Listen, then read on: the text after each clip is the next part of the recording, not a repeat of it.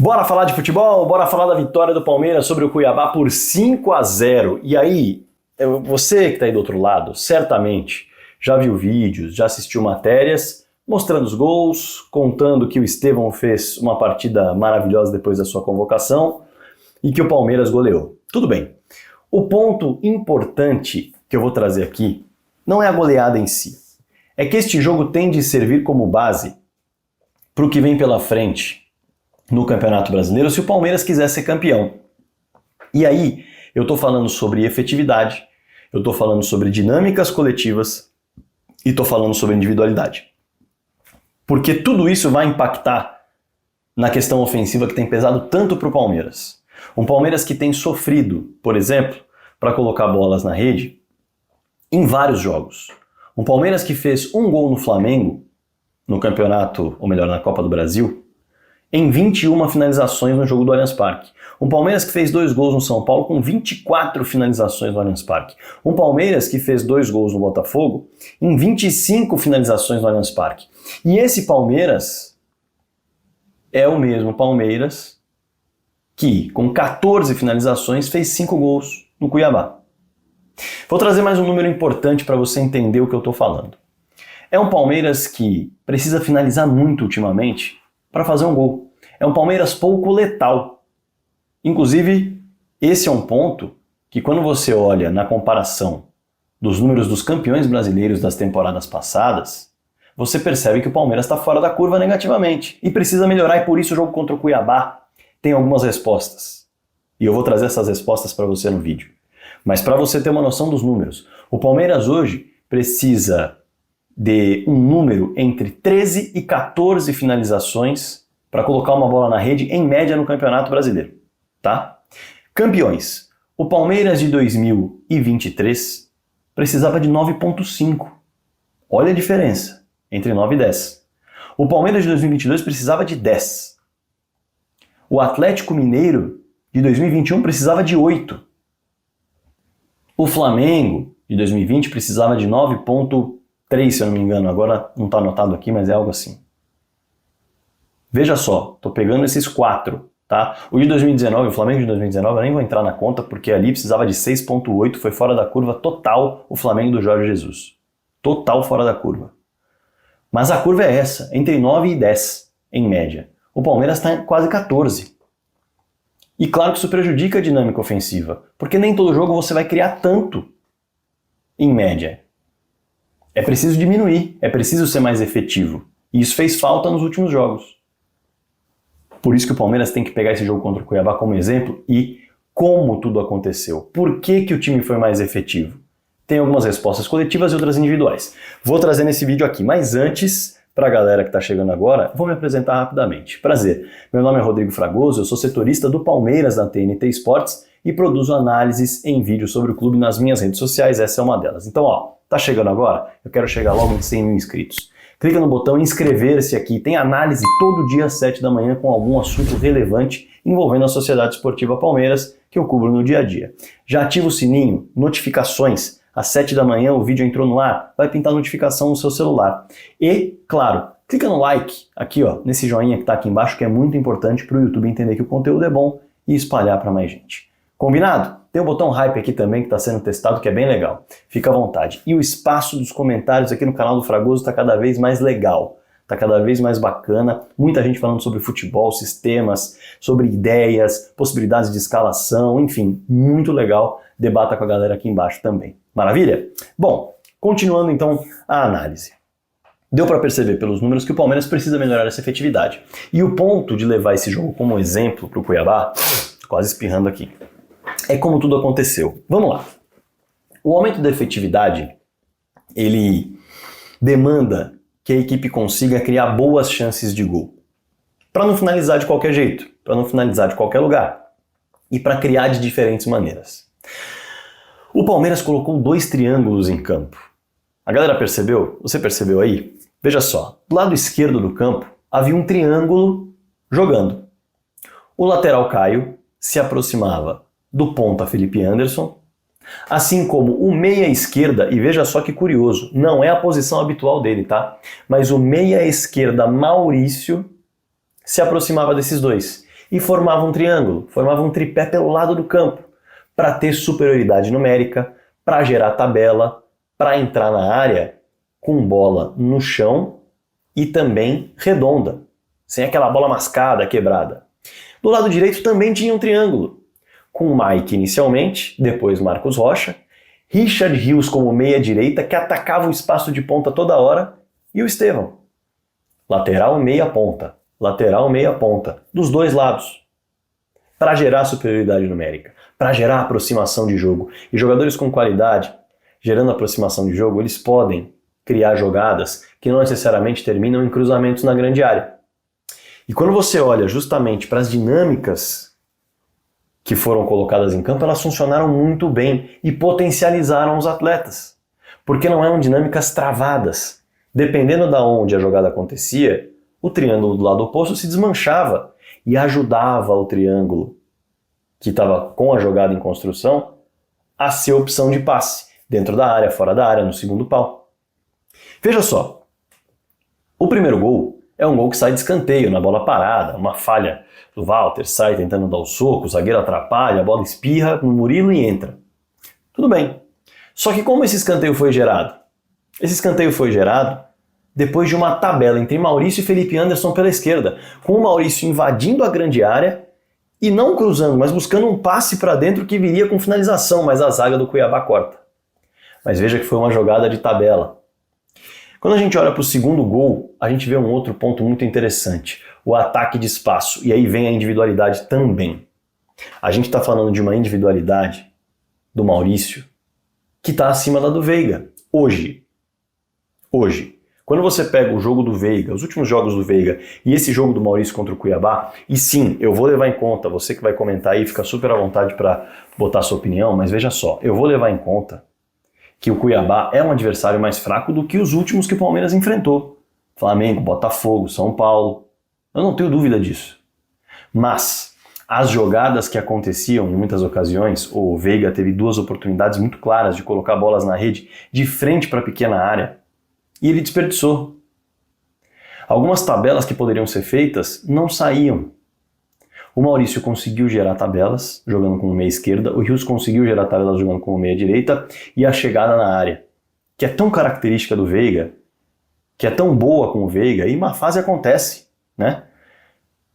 Não tinha mais uma efetividade.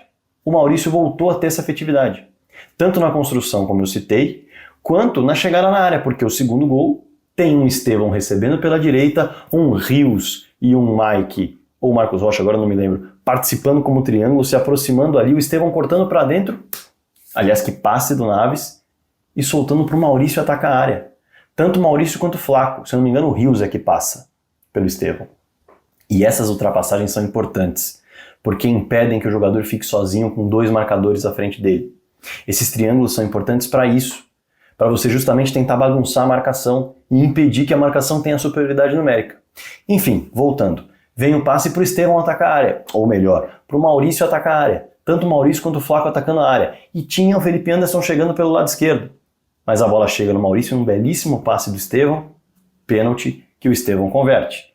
Veja só, estou falando de cruzamento na área? Não, estou falando de jogada, de construção, de posicionamento, ataque à área do meia, ataque à área do atacante, meia fazendo ultrapassagem para tentar atrapalhar a marcação, ponta cortando para dentro. Dinâmica muito interessante. O coletivo e o individual aparecendo. Quando a gente olha para o terceiro gol, individual puro. O Estevão faz a jogada, encaixa, bate, gol, beleza. Mas ele não estava sozinho. A marcação estava sendo desgastada o tempo todo com o Rios e com o Rocha ou o Mike. O Mike se machucou, então estou falando dos dois. Se movimentando por aquele espaço. Gerando dúvida. No quarto gol, o Estevão ataca o espaço na direita. E o Flaco vai para o segundo pau. Veja só, o Flaco vai para o segundo pau, porque tem gente entrando justamente na posição onde o Flaco estaria como centroavante também, que é o caso do Maurício, uma movimentação de ataque à área. E aí o que acontece? O Estevão segura para dar o cruzamento, a bola gira até chegar no Caio, o Caio acha o Flaco fora da grande área e o Flaco é quem faz o cruzamento do lado esquerdo, onde teoricamente poderia estar o Felipe ou o Maurício, para o próprio Maurício, que está na posição do Flaco, finalizar. Então a alternância de posições também confunde marcação, ocupa os espaços da melhor maneira possível para os jogadores entenderem onde estão os pontos de acesso a passe para a finalização, e ele empurra para a rede e faz. Quando a gente olha para o quinto gol, mais uma belíssima jogada do Estevão, servindo Felipe Anderson, atacando a área. E o Felipe Anderson, na chance que tem de finalizar, coloca a bola na rede no cantinho. Veja só, para entender do coletivo e do individual do que eu estou falando, muitas das jogadas tinham os triângulos acontecendo. Já não era mais uma ideia de jogadores distantes uns dos outros, passes longos precisando acontecer, a bola tendo que correr demais para chegar a um atleta, ou a morosidade de ficar fazendo jogo em um. Não, tabela, aproximação, 2 meias em campo, laterais apoiando, pontas caindo por dentro e por fora. Tudo isso potencializou todos. Potencializou o Felipe Anderson pela esquerda, potencializou o Maurício como meia esquerda, potenciou o Rios como meia direita e potencializou o Estevão naturalmente. E aí quando você tem todos esses caras funcionando, claro que as chances acontecem com maior frequência. E o ponto da individualidade. Eu falava sobre o Veiga não ter conseguido colocar algumas bolas na rede mais claras que ele teve contra o São Paulo. O próprio Flaco Lopes perdeu oportunidades também mais recentemente. Mas veja como individualmente Felipe e Maurício aproveitaram. Estevão também aproveitou, recuperado de lesão. A efetividade aumentou com peças individualmente diferentes. Para finalizar, a gente não viu o Felipe finalizando tanto. A gente não viu o Maurício atacando a área como atacou. Diferentemente do duelo em que o Palmeiras pouco chegou, mas teve o gol contra o Botafogo na partida de ida. Então, essa dinâmica coletiva gerou mais oportunidades para bons finalizadores aumentarem a efetividade do Palmeiras. Estevão, Felipe Anderson e Maurício. E claro que eu vou colocar aqui que era um adversário mais frágil, era o Cuiabá. Mas é muito importante destacar que enfrentar um adversário mais frágil demanda que você jogue melhor do que ele, se imponha e consiga fazer com que as suas características se sobressaiam. Você tem que vencer na tática, gerando jogadas dentro dos espaços que o adversário oferece com inteligência. Então você tem de fazer superioridade numérica pelo lado do campo, você tem de fazer inversão de bola para tentar tirar a bola da pressão, onde o adversário tem mais jogadores marcando para pegar mano a mano. Isso é estratégico. E, com isso, você tem de potencializar as suas peças, que são superiores tecnicamente, para ganharem os duelos. E aí, claro que se você estrategicamente estiver bem no jogo, a confiança sobe, as oportunidades aumentam e você diminui a confiança do adversário, diminui a eficácia defensiva do adversário e claro que você consegue vencer o jogo. Potencializar o coletivo com um sistema que funcione vai trazer como consequência as individualidades aflorando. E por isso vimos tão bem Maurício, por isso vimos tão bem Felipe Anderson, por isso vimos tão bem Estevão, por isso vimos tão bem Rios.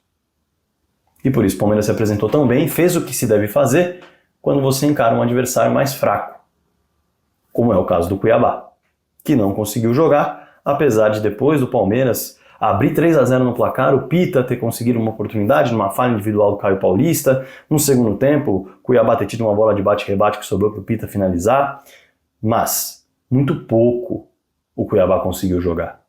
O 5-0 representa bem o que foi a letalidade e a imposição de um sistema sobre o outro.